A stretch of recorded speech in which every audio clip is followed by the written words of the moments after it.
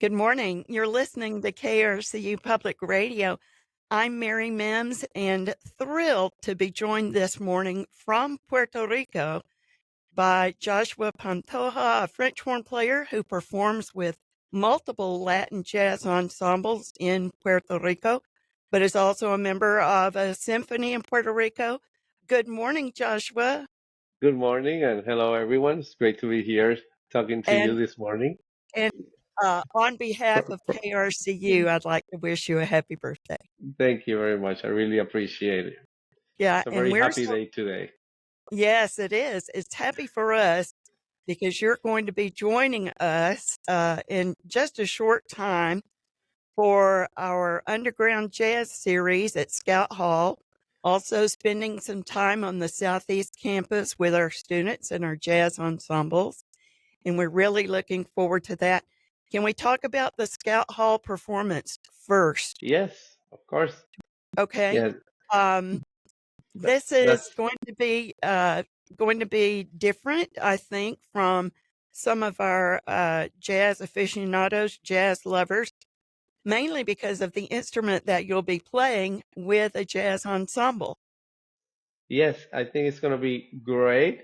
It's gonna be awesome because I think for some jazz listeners and people that love jazz, I think it'll be very interesting to hear a French horn improvising because it's not a regular instrument to be improvising in jazz. And I've been working on that for a few years now. And I'm gonna be with Professor Felipe Brito, who is the director of the jazz studies there. We're gonna be jamming, and we're gonna we're gonna be playing most of the jazz standards that are known to many people, including All of Me, Beautiful Love, Solars of Miles Davis, Summertime, Oh, all those jazz standards that a lot of people know. So we're gonna be improvising over those tunes. I think it's gonna be really fun. now in your book, the book that you've written about maybe a transfer from classical to jazz, but you discovered that, or maybe came to the realization that the concept of improvising on horn really translates to other instruments. Oh yes, I think any instrument can improvise. You just of course have to work on it. But what I try to do with the book is because I come from a classically trained, I'm a classically trained musician. I've been in the orchestra in Puerto Rico for 20 years now, and I went to school at Juilliard. I did my bachelor's in Juilliard, master's in Manhattan School, and I started working in jazz later on after I was already in the orchestra.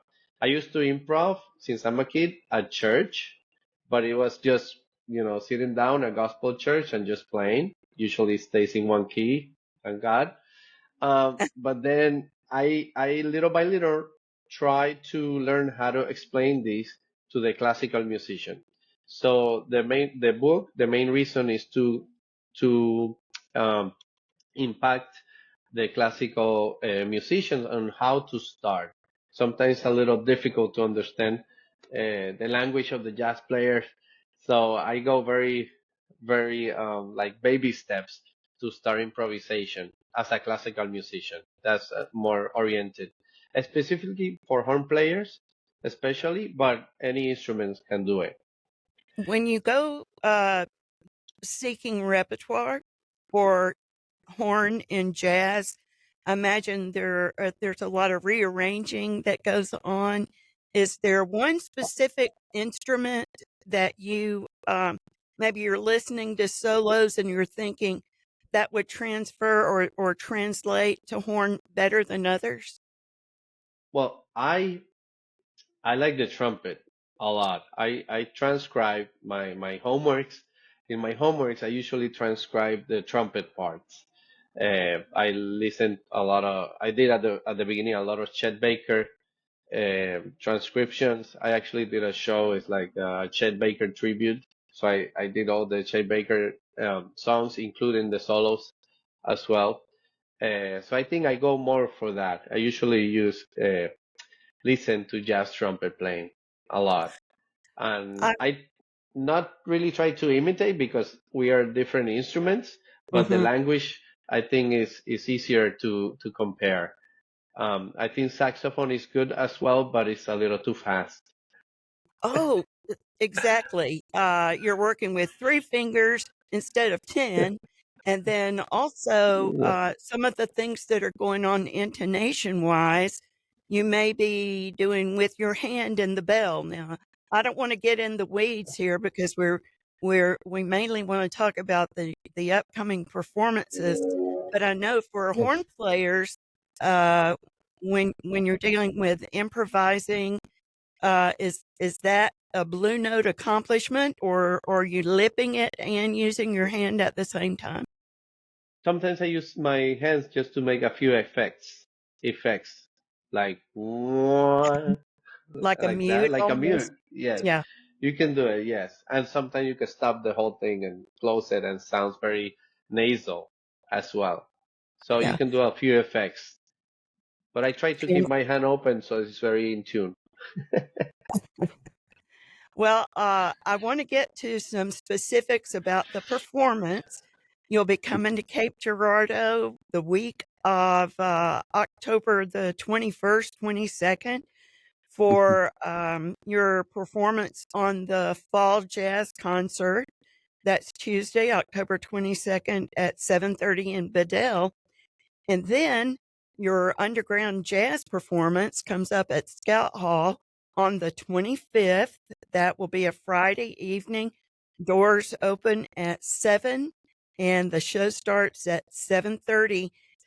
We're very enthusiastic jazz lovers here in Southeast Missouri. I won't say we're all sophisticated, but we love jazz, and you'll feel that, I think, when you're here. And, our students are the beneficiaries because you're gonna spend some time with them in the studio. Um, when you come and maybe work with ensembles, I know we have some, horn ensembles that will be interested, but also individual players that you'll be giving some lessons. Yes, I'll be teaching individual lessons to all the horn players, the French horn players. Also, I think I'm going to be talking to the jazz band also, because I'm going to be playing with the lab band and the Mhm. studio jazz bands. And I'm really looking forward to that, to play with the big band, because I've been working a lot. I had to transcribe the trumpet parts and clarinet parts uh, for the horn because that don't really exist. So it's really cool that I've been working a lot for this week. And also I'm gonna be playing a piece that is called Midnight Talk, which is by Humberto Ramirez, which is one of the great trumpet players from Puerto Rico. So he gave me the arrangement so I can play it there with the students, to share it with the students and with the audience as well on Tuesday. I have just a couple of questions about Puerto Rican jazz per se. I I was familiar with the term Latin jazz as it Yes. relates to, the dance, sort of grew out of that. Salsa, bossa nova, you Yeah, know. it's a mixture of jazz, and then you add the congas and you add the Latin instruments. And also, there's a lot of syncopation in our Mhm. culture, which a lot of people will listen when I improvise because it's just part of my culture. So but it is, there's a very, the Humberto Ramirez Big Band here. That's like the steady one, been here for many years. Is great. They're awesome. Also, Julio Alvarado is actually my jazz professor, which I took lessons for many years.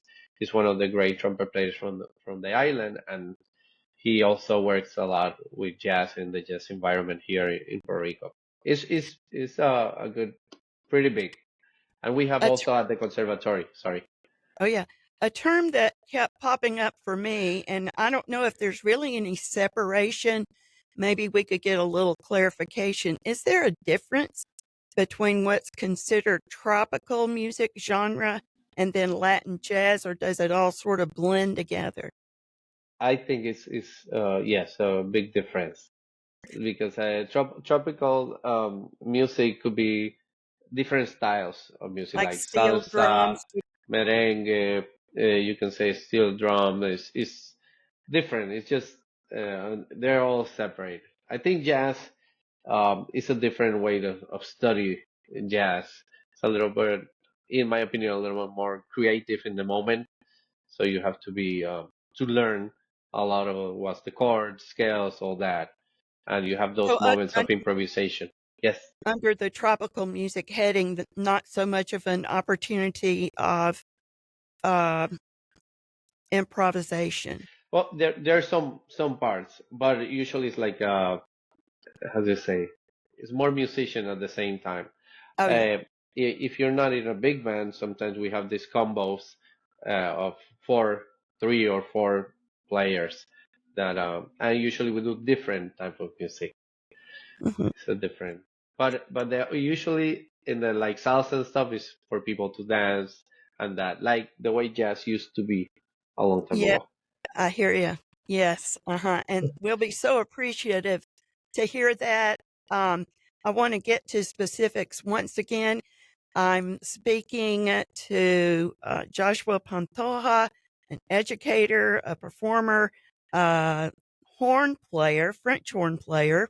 We say horn, but we're talking Uh-huh. about French horn, who performs jazz music with jazz ensembles. And I'm hearing music from next door, perhaps to you. You like that, though, right? Oh, Yeah. here? I'm Here's sorry. music from somewhere. No, no, no. I love it. I think it's wonderful. I figured that would be happening anyway, in the university setting. Yeah.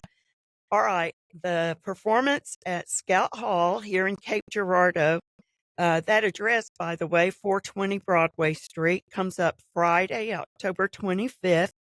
Doors open at 7 o'clock, and the show starts at 7:30.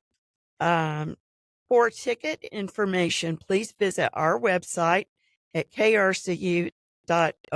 You can click on events and also explore information about how you can get tickets to the jazz concert. That comes up Tuesday evening, October 22nd at 7:30 in our beautiful Bedell Performance Hall on the River Campus at Southeast Missouri State University. I'm Mary Mims. I've been speaking with Joshua Pantoja. Joshua, thanks so much for joining me. Happy birthday again. I know you're a busy guy, and we're going to let you go so you can celebrate in Puerto Rico, and we'll see you soon. Thank you very much. It's been a pleasure to meet you, Mary. Same And I here, hope too. Yeah, I'll see you soon. I'll see you next all the week. best. Okay, safe travels. Thank you very much.